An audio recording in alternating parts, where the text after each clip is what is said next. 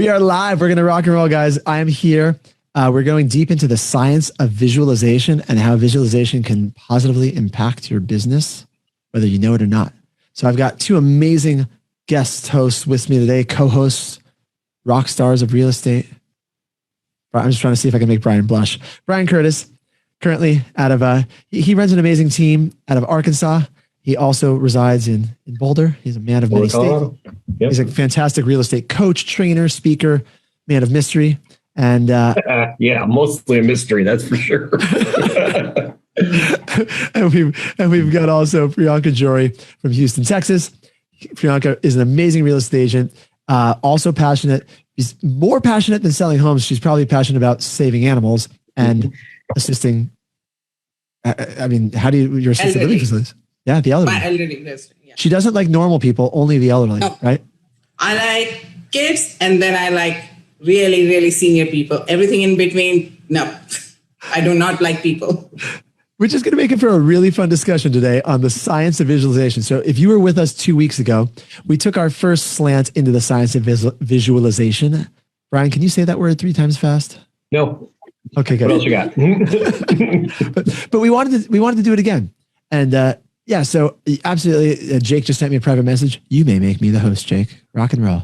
I am now the host. I am going to run this show, and I'm Jesse Zagorski from San Diego. We are going to dive into part 2 on the science of visualization. I believe there are so many powerful ways we can use this in our business. I'm just going to start really easy and high level. Brian, on like a day-to-day basis, are you doing visualization? What's your connection to visualization? Sure. I do it in a bunch of different ways, but visualization, I think, is a little bit of a misnomer in that people only identify visually when they say that, but there's other things. There's auditory and kinesthetic that all goes into what I would refer to as visualization. So oftentimes I'll visualize the outcome I'm looking for. And, I'm a big golfer, and I know it has nothing to do with, I didn't say I was a good golfer, by the way. I said I'm a big golfer. But, when I play golf, I visualize what I want a shot to look like. I visualize what an interaction is going to look like with a client. So it's funny. Your brain doesn't know the difference. You guys probably covered this last time, but your brain doesn't know the difference between a true experience and something that you visualize. So, and let me say this. I am, there's 3 general modalities that people learn. Visual, auditory, kinesthetic. The visual probably. Can I slow you down? Because in case people have never heard that, will you just break down what those 3 things are? Like, let's start from a framework there. What are the 3 areas the way that you learn? Visually, I think that's, auditorily, or in other words, sounds. And then kinesthetic is feelings. So those are, VAC is what I've heard that. And there's another one that's called auditory digital, but that's for a different webinar. And those are weird people who have that, and a lot of good things that come with that. But 95% of us are going to fall into visual, auditory, or kinesthetic learners. So here's the reason I even brought that up. Lots of people have the ability to visualize, and it's almost like they're watching a movie. It's almost like they're dreaming, like they can see in color and vividness. I can't do it. I've tried for years. I can't do that, but it doesn't mean I can't visualize. And so that's what I want. That's the reason I bring up visual, auditory, kinesthetic, because I can feel it, because I'm very kinesthetic. I'm also relatively auditory. So I can see it. I can feel it. I kind of see it. It's a little bit blurry for me, but I can feel it and I can hear it. And that allows me to have this. People laugh at me. My wife does all the time. I drive down the road and I have conversations with myself, and I have to turn off the radio so I can have the entire conversation. I'm a very auditory person. So I don't know if that answers your question. I can't remember what the question was, but that's what I got to say. But it does give us a jumping off point, because Priyanka, if you remember the way we were describing last week, 2 weeks ago, you and I had a little different ways of talking about visualization. I didn't recognize that distinction. I love that. So Priyanka, for you, are you auditory, visual, or kinesthetic? Visual. So I see it in 3D. Right. So I have been a pilot, I have been a geologist. For both those 2 professions, you have to be able to visualize in 3D. And I still do. And I think I had that. It's not that something you can develop. I think you have to have it, like Brian is talking about, but then you can get it sharper. Right. So when I joined those professions, I think that became sharper for me. And I still do it, which drive people nuts. So when I'm talking to my assistants, I'm just like, okay, so this is a project, this is what we need to go, and we need to do this. They tell me I'm all over the place. because they see linearly, right? And I need those people to organize everything. And people who are very organized are very linear. But for me, if I'm doing something over here, it makes sense for me to do something over here too. But for them, there are 6 different steps. But for me, it's just like, but this is all interconnected. So right now we are here. Let's do this also while we are at it, and forget about those 6 or 7 steps that we have to do because we are going to get to it. And that's where I think a lot of problem is. Like, I need those people, but I cannot think like them and they can't think like me. And that's where it comes to where, like, okay, you go do it your way versus right. Like, me trying to make it happen. And it's funny as agents, because I bet there's agents listening that are on all sides of the spectrum. And without going down a science rabbit hole, but I think Brian and I both can agree, and probably you, Priyanka, we all can get a little nerdy with this. If we did a functional MRI, like an fMRI of all of our brains, you're going to notice people's brains lighting up differently when they do different tasks. And your left hemisphere and your right hemisphere are responsible for different things.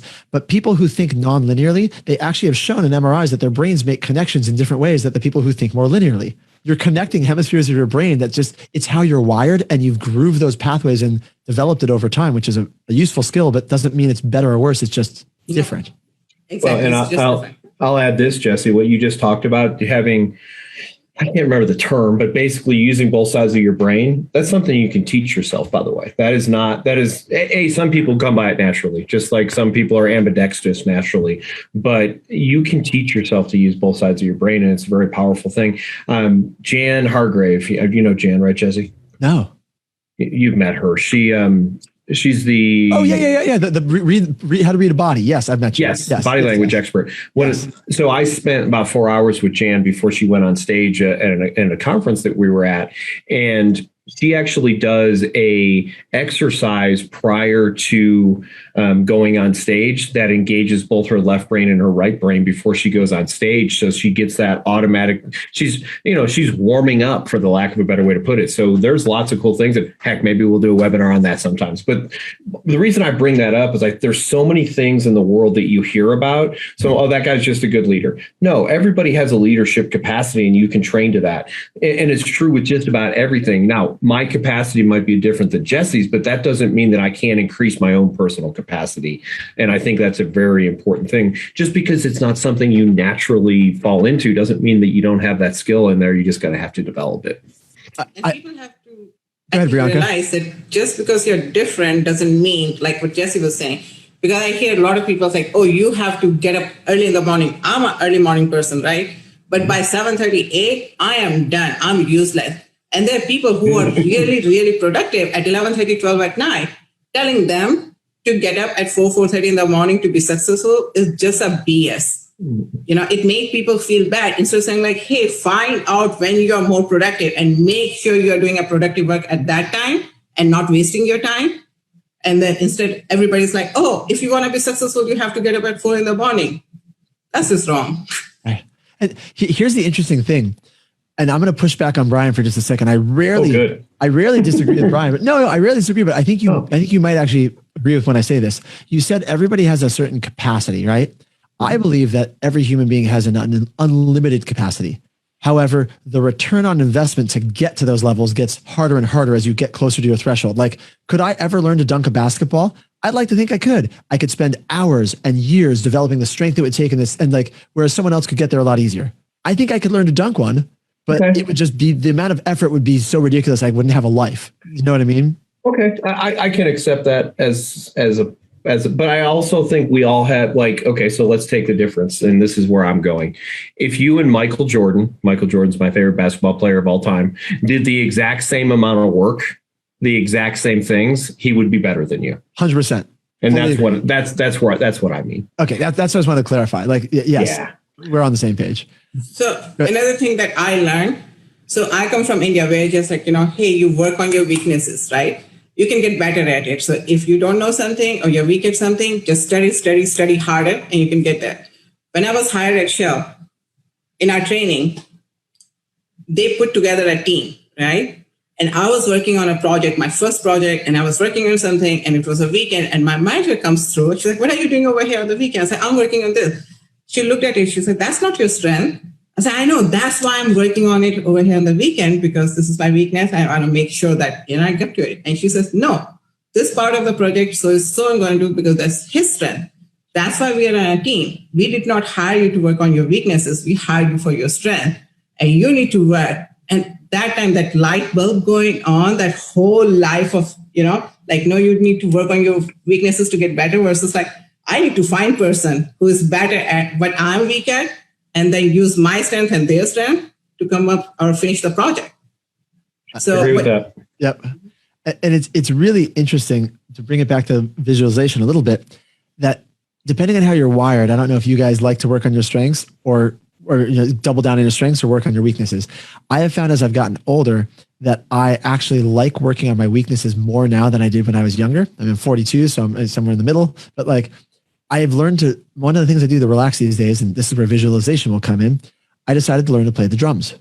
I played instruments my entire life, but never the drums, never had any training, I could never do it. So I bought a drum kit because it took so much focus for me to be able to drum that it would actually relax me because I could focus my brain on it. And so I would then sit at home and I would visualize, because I'm pretty visual and auditory, I would visualize my hands and my arms, my legs, what I was doing. And I would go through drumming exercises in my mind when I was just hanging out. And that it actually helped me learn to play the drums, just thinking about visualizing playing the drums. It was really pretty incredible. Are you passionate about it?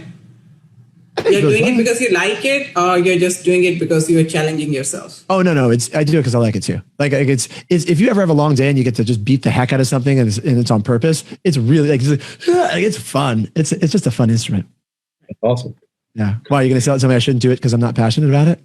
No, because my thing is if you're going to work on your weakness, work on something that you're passionate about, or don't just because you're weak at something. So if I don't like something, I would find somebody to do it. Yeah. No, I love it. It's really fun. I definitely enjoy it. And it's something you can do by yourself, right? Mm-hmm. Whereas like some skills, they require other people. I can go into the garage when my kids are asleep at 11 o'clock at night. I have electronic drums with headphones on. It just sounds like tippy, tippy, tap, tippy, tap. And to me, it's like rock and roll, Anyway. That's awesome. Yeah. All right. I don't know how I got down that rabbit hole. So back to the science of visualization. Let's put it in a real estate context for a few minutes. Last week or 2 weeks ago, we talked about a few examples. Maybe you have a client, a deal that's going badly. If you're going to visualize something, so Brian, I'm imagining he probably hears it in his head, the conversation. Before you talk to someone, do you think through it, talk through it? How does that show up for you? Yeah, I will. And then, one of the things I think is very important is you visualize the outcome. And I think that we need to figure out what our outcome is and see that happening. And that's, so I'm just going to sit down and run through that conversation, in my head. Again, it's a conversation in this case, so definitely auditory. But again, that's just how I do it. But I'm seeing that outcome at the end as I hang up the phone. Okay, it went okay. And by the way, that doesn't mean 100% of the time it's going to work, And so, I've failed to find the thing that works 100% of the time. But let's face it, everything, think about the first time you did anything. I don't care what it was. The first time that you did anything, you probably were not an expert. There's somebody who is, and I hate that person. I'm just kidding. But, but we've all met those people. They're very few far between. They're like, oh, I've never played basketball. Let me go out and dunk the ball. Okay, well, thanks. I'm glad that, but realistically, the majority of us, we're going to have things that we're better at. And the first time we do something is probably going to be the worst. So why not do it in your head? Visualize it, have the experience. So now I've gotten some of that out of the way, and it allows you to think through and think about possible responses that the person's going to have if we're talking about a conversation that we're concerned about having as well. So yeah, absolutely. I love it. Priyanka, you do something similar? Not consciously, but it happens. So my mom always called me daydreamer, but now I realize what I was doing. So when I'm negotiating, right? I'm already projecting like what's going to happen, and I'm preparing my client. So I did this yesterday. I was negotiating 2 different deals, and I'm telling my client, most probably this is what's going to happen. We are doing this. We are proposing this. They're going to counter with this, and then this is going to happen. So it was step by step, right? And that's what happened, not because I'm looking in the future, because of overall experience over the years. I have learned like how we negotiate, right? And my clients were like, oh my God, you do exactly, you nailed it. And I was like, no, all the negotiations go this way. But I was realizing I had already thought it through, right? I'm preparing myself that's most probably the other realtor is going to come back with, and that's what I'm going to tell. So I'm preparing my clients. So I'm using it in real estate, but I did not consciously sit down like, okay, this is the deal and what's going to happen. It was just happening as I was talking to my clients, and I was visualizing. You call it visualization or whatever you're going to call. I'm just projecting, like, what may happen, kind of thing. So it's very similar. It prepared me, and then I was just like, if this doesn't happen this way, so maybe they will ask this. So when somebody came back, and it was not, one of the realtors came back and said, we were thinking about this, but what about this? I was ready. So, and my clients were ready because we have talked about it during the, morning meeting that we had. So yeah, kind of. You said something I didn't hear before, which is interesting. Your mother called you daydreamer. That's visualization, right? Like, yes, I never thought so of that. I realized. Yeah, it is. Yeah. So those of us, like, I'm an absolute daydreamer. I am capable of such tunnel vision that I had some people over here to my office yesterday, and they walked in, and Brian, I don't think you've ever seen my office, or Priyanka, I could turn my camera around because the part you're seeing behind me looks relatively clean. If I turn it around, it's a train wreck. It's just stuff piled everywhere. And I got an ocean view out my window. Like, it's a nice view, but it's like, people walked in and were like, how do you work in here? I'm like, what are you talking about? Oh, organized chaos. I see it now, right? Because I'm so tunnel vision, and I can disappear into my mind and think these things and visualize things. That's a skill I think I've developed over the years, though. I have the same. My desk is like piles and piles of paperwork. I know exactly where everything is. So I scream when my assistants try to clean it. I was like, no, I know where everything is. You're going to mess it up. I love it. And it's not tunnel vision, it's focus. Focus. There you go. I like that. They called it tunnel vision yesterday, but it is focus. I like that. Yes, what about you? How about me?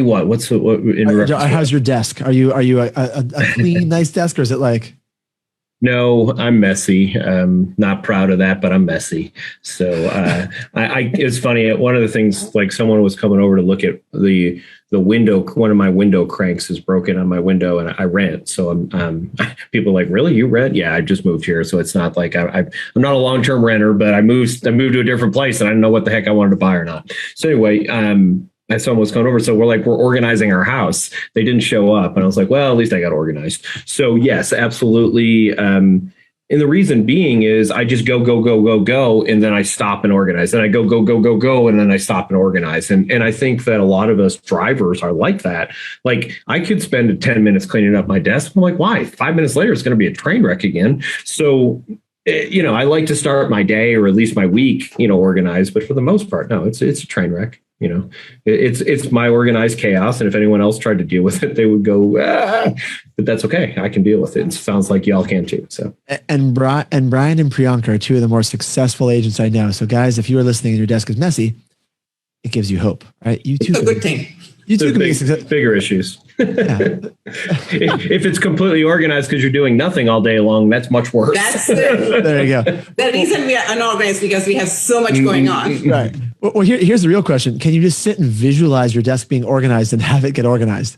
I don't think it works like that, right? If we can do that, that'll be a different product and a different time. I don't think I'm there yet. Who knows? Maybe, I like to, endless possibilities, right, Jesse? I just don't know if that's how I would use my superpower, would be to clean my desk. So what a waste of a superpower.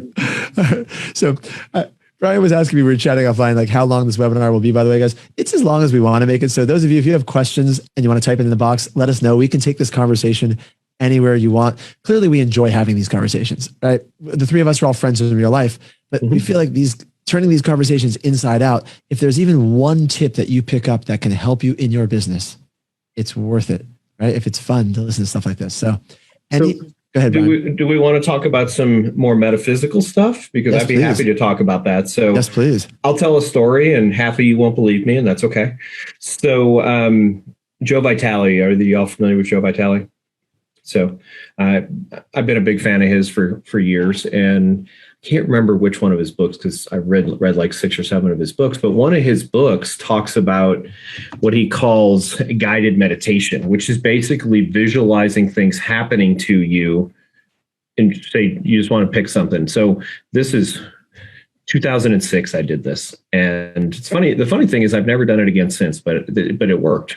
So I visualized making $10,000. And when I say that, it was like where I had no expectation. I didn't visualize going and finding a buyer and selling him a house. I just visualized making $10,000. And I did that for about 30 days. About a week after I did that, a friend of mine who worked at a mortgage company came to me and they said, "Hey, I need you to write an offer on my house for myself." They were doing some kind of switch in the title. I'll be honest, it's been so long I don't remember. All I know is a house I never saw, never went to. I spent approximately 15 minutes writing a contract. I got a check at commission at closing for over $10,000. I didn't for 15 minutes of work. So why am I saying that? I don't know. It's just kind of a neat story. But I will also say this. If you want visualization to work for you, visualize where you want to be in a year. Visualize where you want to be in 2 years, because that will be real to your brain. And your brain will go, I got to figure out how to do this thing because we're supposed to be doing this in 2 years. We're supposed to be doing this in a year. And most people don't believe in that. They're like, no, that's not going to work. But like I said at the beginning of this, and Jesse kind of reiterated, is your brain doesn't know the difference. Like one of the reasons that I actually started visualization, for those of you who don't know, I used to be a competitive rifle shooter. And so the ability to practice, for lack of a better way to do it, without having to go put all my stuff on and go and, go to a different location, do all that stuff, I could literally visualize, I could train, for lack of a better way to put it, from my bedroom. And, for me as a kid, because I was a kid when I was doing that, until I got into my 20s. But, I didn't have resources because I was a kid. So, but that was one of the things that I could do. And everybody can do that. And visualization can give you, because here's the rest of the story. Worst thing that happens when you visualize is that you found a place that you want to be.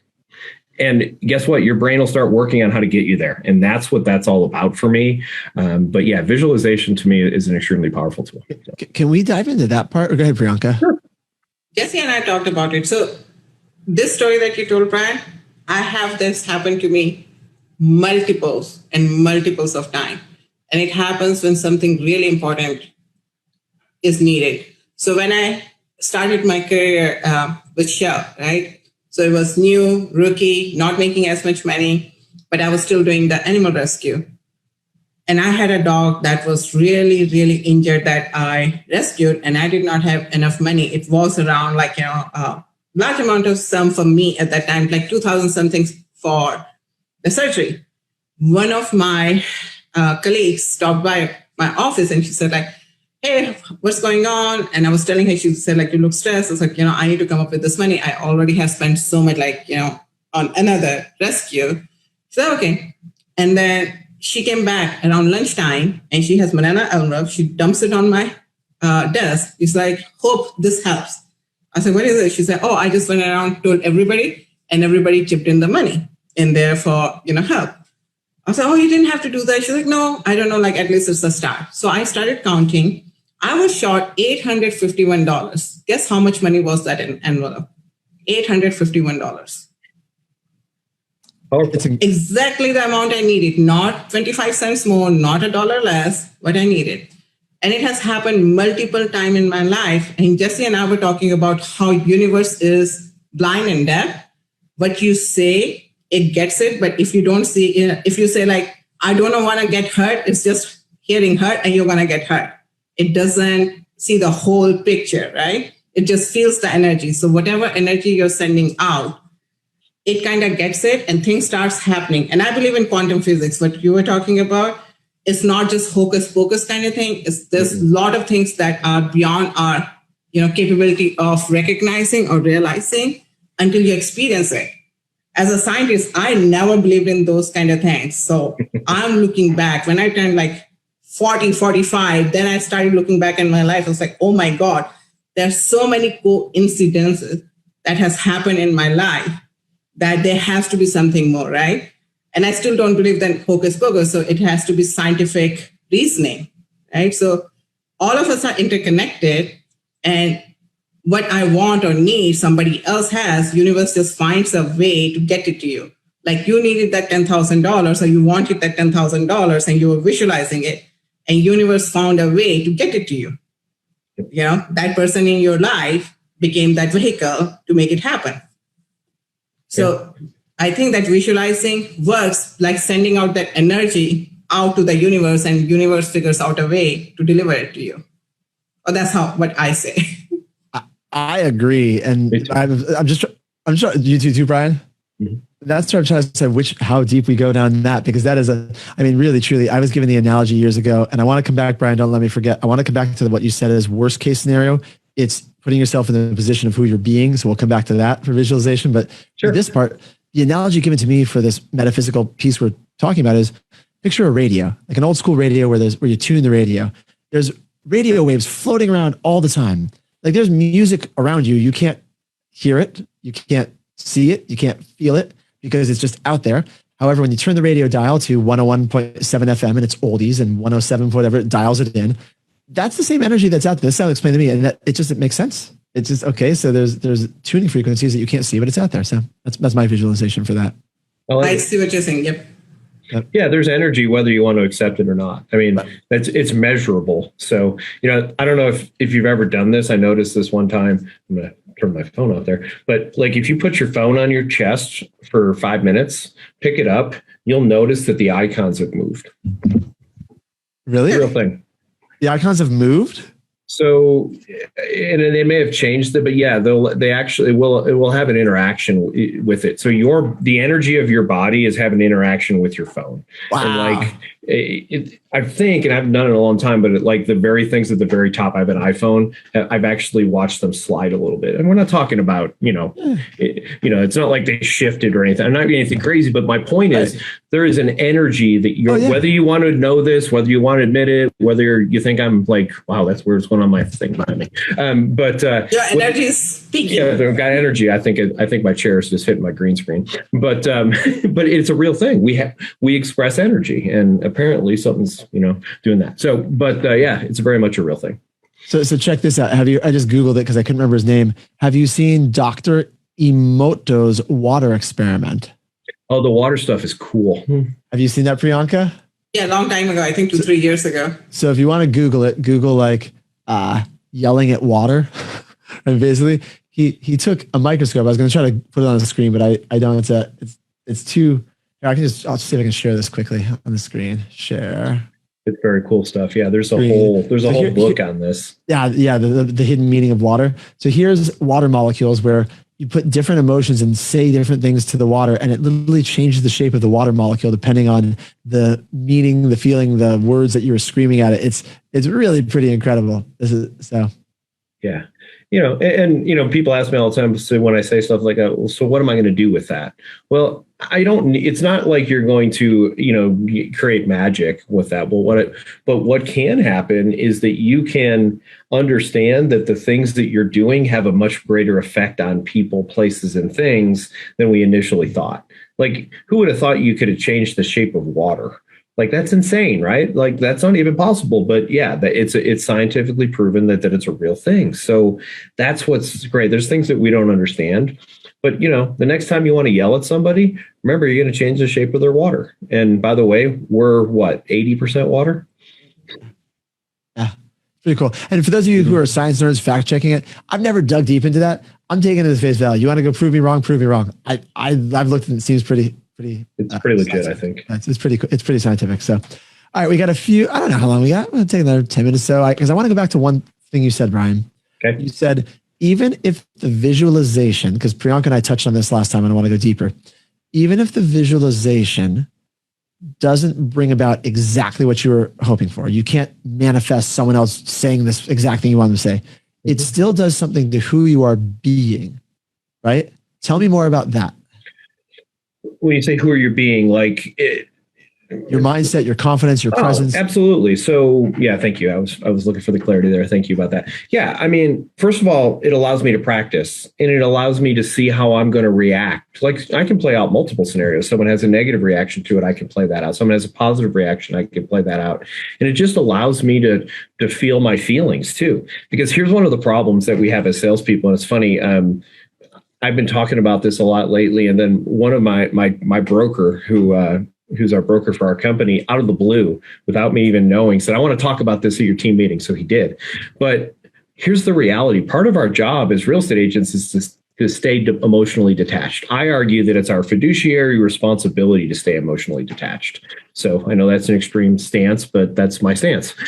Because here's at the end of the day, it's one of the 5 most stressful things that people do is buy or sell a house, right? So if I'm going to go and get pissed, then I can't function as well in my job. Because here's the reality. The buyer's pissed, the seller's pissed, we got all these other people. Somebody has to be the person who goes, all of that's true. Now, what are we going to do about it? And, but if we're sitting all this time doing this, we can't do that. So where did that come from? It came from the fact that I can experience those emotions. And again, let's talk about this. The first time I experience an emotion, it's different. And I can work through that. And so now if I have that emotion during that conversation, it doesn't have to take over. So, it's just, I hate to say it, it's part of it's just practice, and I did say that, the other thing where I thought you were going to go with this was, the worst thing that happens is that we start to focus on it. That is so important. Whatever we focus on will expand. So if you're focusing on this objective out here and you're visualizing and it becomes important to you, your mind will begin to work on that project. So 0.06% of the information we intake is happens on a conscious level. That means 99.94% of the information you're intaking is happening on a subconscious level. Why is that important? Well, because basically you got to tell your mind what to work on. So visualization also tells your mind what's important to you, and it gets your mind working on that for you. So I love that. Priyanka, you want to jump in on that? Except the part where he says, don't get emotionally involved. Every transaction, I'm so emotionally involved and invested. Brad, I told Jesse this before a couple of times. I have clients who say, we were scared that you're going to move in with us in the house because you kept saying, we are not doing this. We are not going to do this. Or we are going to go this way. And every transaction is like I am buying or selling a house. So that is really hard for me to separate my emotions. But that's what my clients love about me, that, oh my God, we trusted you 100% because we were looking at you as oh my God, she thinks this is her house. So just different approach. And none of us are wrong. I mean, you are just so calm and collected. I bet your clients oh, thank God Brian was on our side. He made the whole process easy. And my clients are more oh, thank God Priyanka is, our realtor because she made it her own. She treated it like a transaction. And neither of us are wrong. I will say this. There's oftentimes you do not want to be in the room when I hang up the phone. That's when my real emotions will come out. That's funny. Just being honest. That's good. But that's amazing emotional control. I know that's probably a whole separate topic, but that is a skill to develop as well. It is. And at one point in time, I was a hothead, and many of us were. Generally speaking, I'm generalizing, but the younger you are, the more likely you are to be a hothead because you're older and you're it takes too much energy.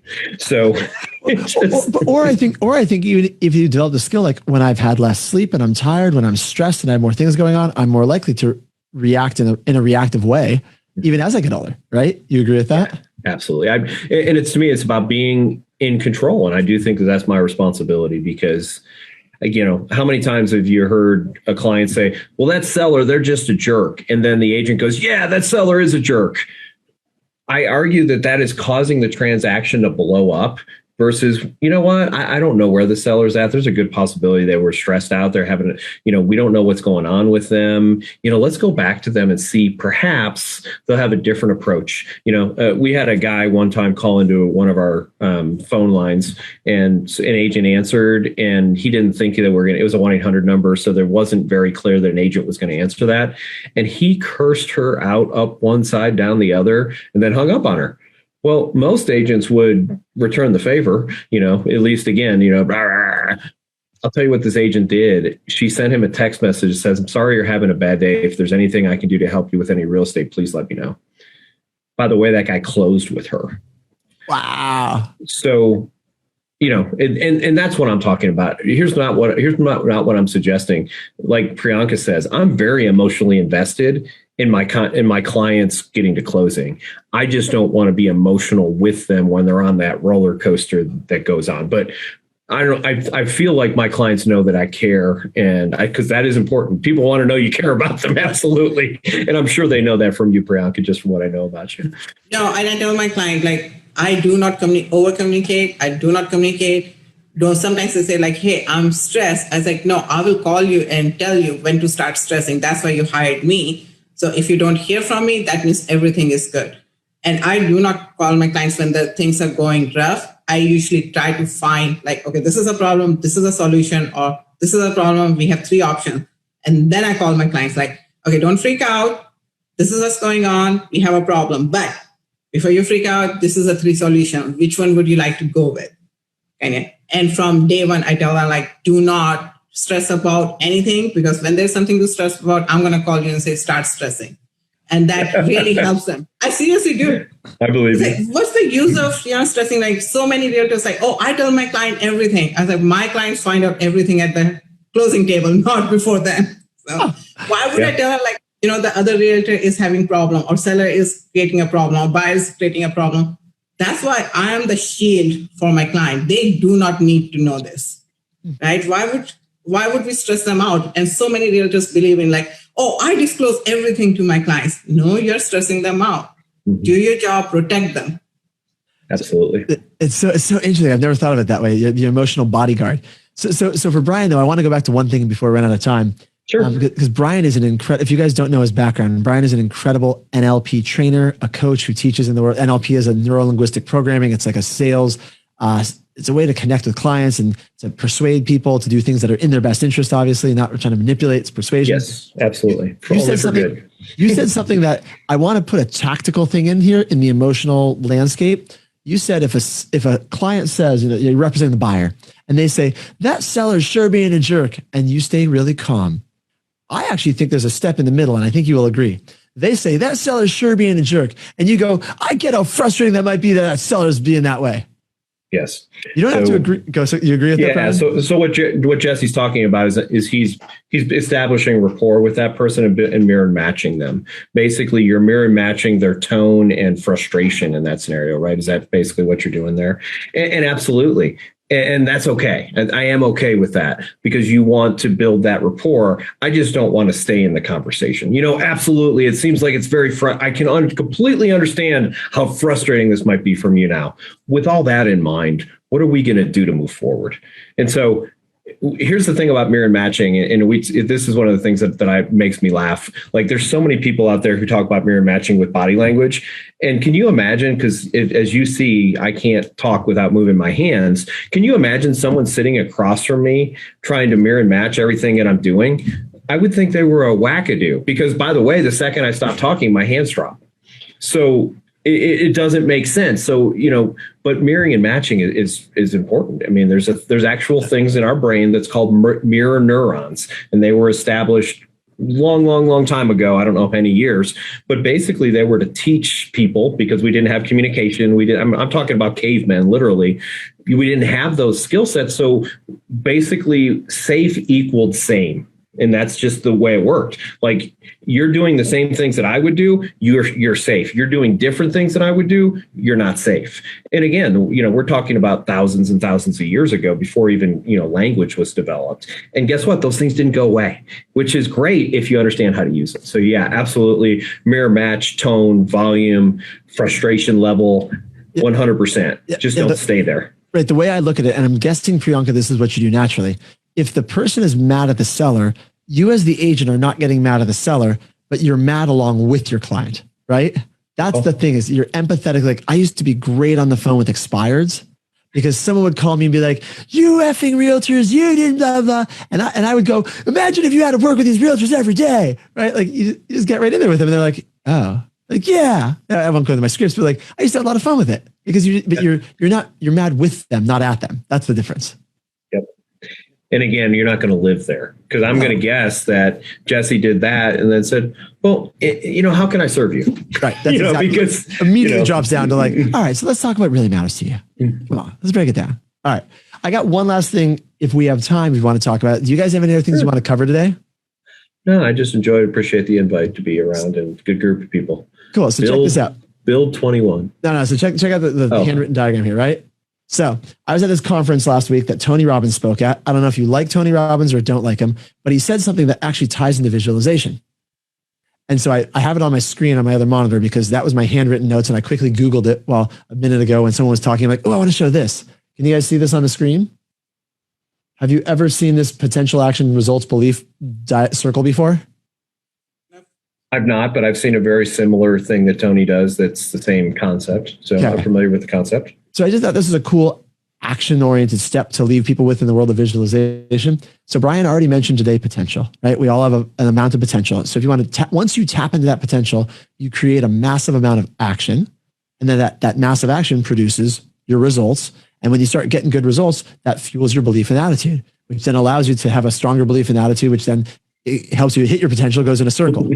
So the challenge was that he threw out was, if it's a circle, where do you start? If you're not getting results now, how do you have the belief and attitude? And what he said was, because I wrote it down in that pad I just held up, what he said was, he said, you have to give yourself or give someone you're working with, you give them the results in advance. And the way to do that is visualization. Using visualization, you give yourself the results. Go ahead, Brian. I would love to piggyback on that. So several years ago, I did a presentation, I guess we can call it. And the name of that presentation was Motivation is a Myth. And it comes from where we're talking about here. And so here's what I mean by this. Are you motivated just when you get out of bed in the morning? Sometimes I've been motivated. I'm sure the three of us can honestly say there's days we get out of bed and we're like, yes. What happens on the days that you're not? And then, you hear this all the time. How do I get motivated? Or how do I motivate my clients? How do I motivate the agents who work for me? The answer, believe it or not, is exactly what Jesse just said. I'll piggyback on that, is you have to have the feeling of accomplishing the thing that you want to do. So, if you want to have a bank account that has $1 million on it, get up every morning and visualize that bank account with $1 million in it every day and spend some time on that. And guess what? Your brain will go, yeah, we really want that. And now I'm motivated for it. Because and when I say that, and I'm sure if Tony talked about this, when you do visualization, if you want to do really good, we're talking about getting into all of those senses. What's it smell like when I walk in the room? What's it taste like? What does it feel like? How does it sound? Because the more of your senses that you can tie into it, I know we're talking about visualization, but it's all the senses. The more you can tie it into it, the more real it is, the more you've had that experience. And let's face it, whatever the thing is that gives you that high, that's what you're going for. And you can create it, which will create the motivation. Most people think it's the other way around. So that's, 100%. It's exactly why a daydreamer like Priyanka, right? Mm-hmm. It works so well because she is so into the daydream that those visualizations, her goals are so real, and then they happen. You can feel it. Like, when they talk about you can feel it or taste it, that's exactly what daydreaming is, right? You want something and you're sitting there and daydreaming about it, and you'll get there. Like, I have achieved the goals in my life that I did not think they were possible, but I kept daydreaming about it and things kept happening to get me there.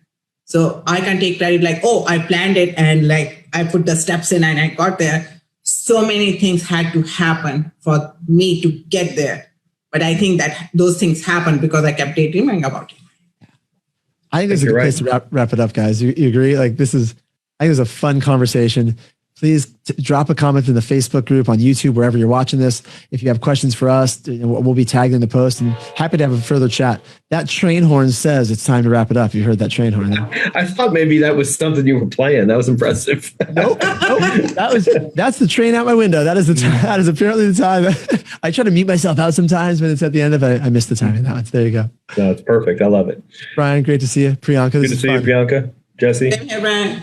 All right, y'all take care. Bye, guys. Bye. Produced by the Agent Collective Media Network.